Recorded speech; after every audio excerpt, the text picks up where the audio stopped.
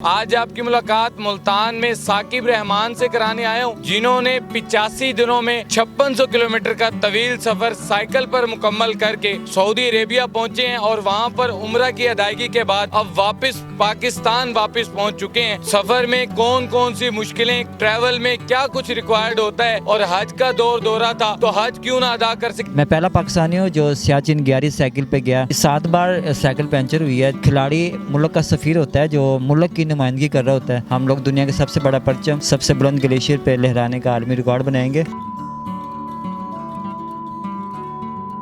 अस्सलाम वालेकुम जी, पाकिस्तान स्टोरीज के साथ फैसल अली आपकी खिदमत में हाजिर है। आज आपकी मुलाकात मुल्तान में साकिब रहमान से कराने आया हूँ, जिन्होंने 85 दिनों में 5600 किलोमीटर का तवील सफर साइकिल पर मुकम्मल करके सऊदी अरेबिया पहुँचे हैं और वहाँ पर उम्रा की अदायगी के बाद अब वापस पाकिस्तान पहुँच चुके हैं। तो आइए इनसे जानते हैं सफर में कौन कौन सी मुश्किलें, कौन कौन सी दुश्वारियाँ जिसको इन्होंने फेस किया, ट्रैवल में क्या कुछ रिक्वायर्ड होता है इस किस्म के ट्रैवल के लिए, और हज का दौरा था तो हज क्यों ना अदा कर सके ये भी इनसे जानते हैं। अस्सलाम वालेकुम जी वालेकुम सलाम। साकिब कैसे हैं? अल्हम्दुलिल्लाह। मुझे ये बताइएगा कि आप जब जा रहे थे तो हमारी टीम ने उस वक्त भी आपको कवर किया था।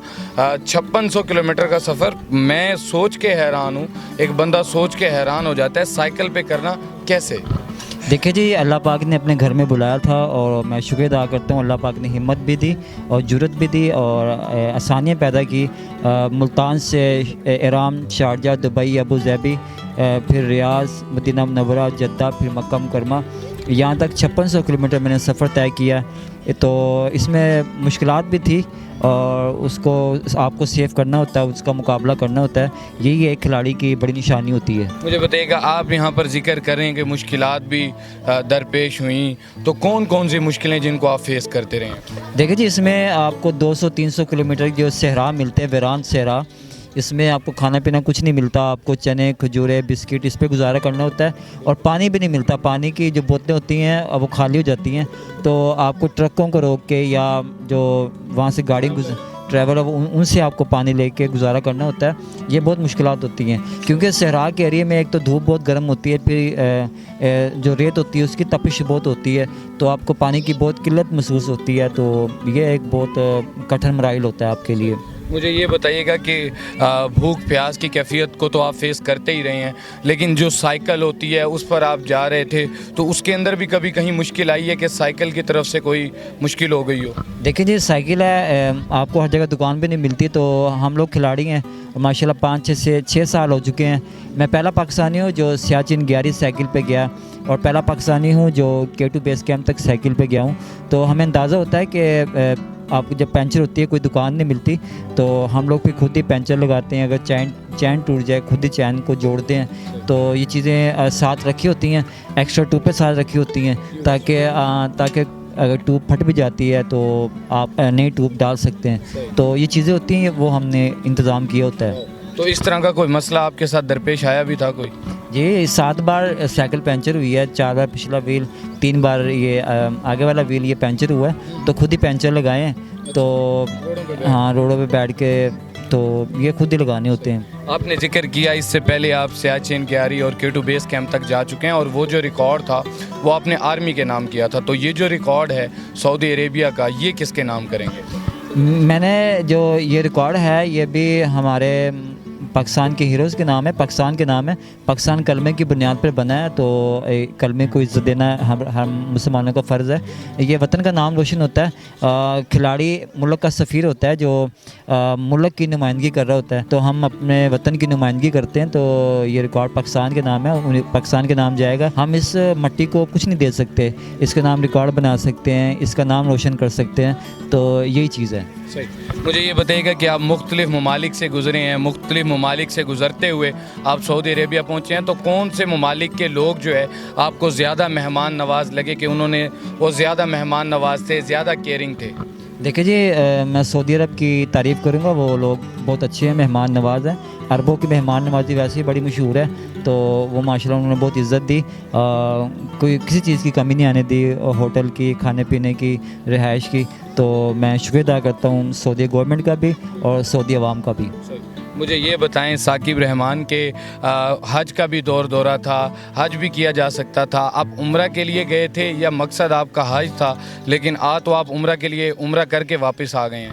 देखिए जी, मैं उम्रे के वीज़े पे गया था, तो यहाँ के लोगों ने कहा, गवर्नमेंट ने कहा कि वहाँ पे डीजी हज जो हज मिशन वाले हैं वो आपको मुकम्मल सहूलियात देंगे और आपको हज का परमिट भी देंगे।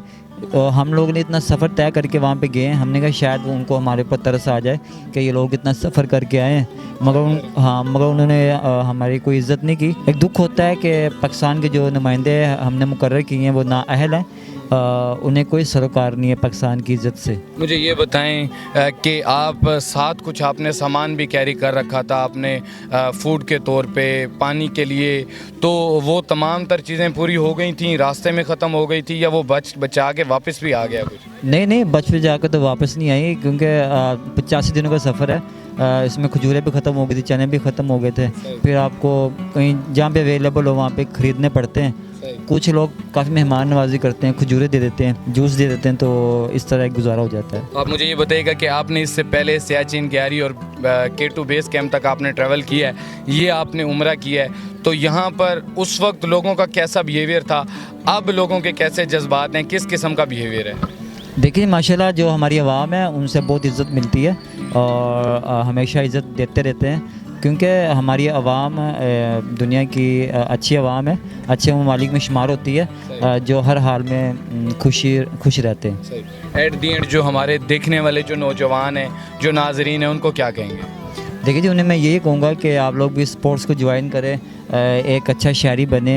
जो स्पोर्ट्स होती है वो एक वर्जिश भी होती है और सेहतमंद माशरे के लिए स्पोर्ट्स बहुत ज़रूरी है, तो आप किसी भी खेल को ज्वाइन कर सकते हैं। अच्छा साकिब, मुझे ये बताइएगा कि अब आप उम्रा भी करके आ चुके हैं, तो हज का भी कहीं ना कहीं माइंड है, और आगे जो फ्यूचर के प्लान्स हैं वो क्या हैं?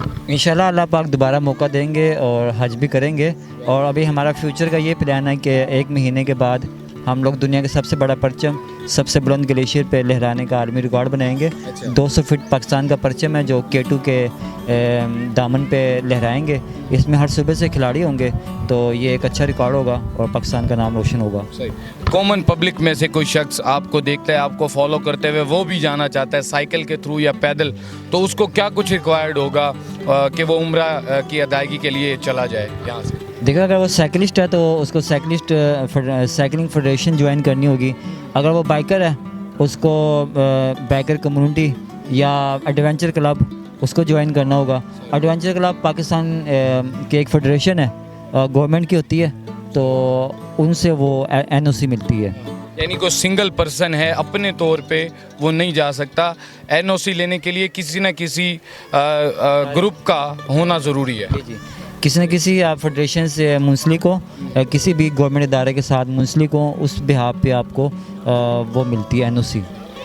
जी, तो नाजरीन, आपने जाना, मेरे साथ मुल्तान की शान साकिब रहमान साहब मौजूद थे, जिन्होंने 5600 किलोमीटर का सफ़र 85 दिनों में साइकिल पर मुकम्मल करके ना सिर्फ एक रिकॉर्ड कायम किया है, बल्कि उम्रा की अदायगी की है और अब पाकिस्तान वापस आ चुके हैं, और यंगस्टर्स को, नौजवानों को पैगाम देते हैं कि साइकिलिंग स्पोर्ट्स आपके लिए बहुत ज़्यादा ज़रूरी है। जब हम स्पोर्ट्स को फ़रोग़ देंगे तभी हमारा माशरा जो है वो तरक्की कर सकता है। इसके अलावा इन्होंने गुस्से का भी इज़हार किया हुकूमत के लिए कि हिंदुस्तान की जो हुकूमत थी, इंडिया की जो हुकूमत थी, उन्होंने अपने साइकिलिस्ट को रिस्पेक्ट दी और वो हज अदा करके वापस गया है, लेकिन इनको हज अदा करने की इजाज़त नहीं दी गई, बल्कि बग़ैर हज के सिर्फ उम्रा की अदायगी की इजाज़त दी है, और ये उम्रा करके वापस आ चुके हैं। आगे के इन्होंने प्लान्स के बारे में बताया कि इंशाल्लाह बहुत जल्द एक बहुत बड़ा परचम पाकिस्तान का, जो कि K2 बेस कैंप पर ये लहराने के लिए जा रहे हैं और पाकिस्तान का नाम दुनिया भर में रोशन करने के लिए जा रहे हैं। आप इस हवाले से क्या कहेंगे? अपनी राय का इज़हार कमेंट बॉक्स में ज़रूर कीजिएगा। इसी के साथ अपने मेज़बान फैसल अली को दीजिए इजाज़त। अला निगहबान।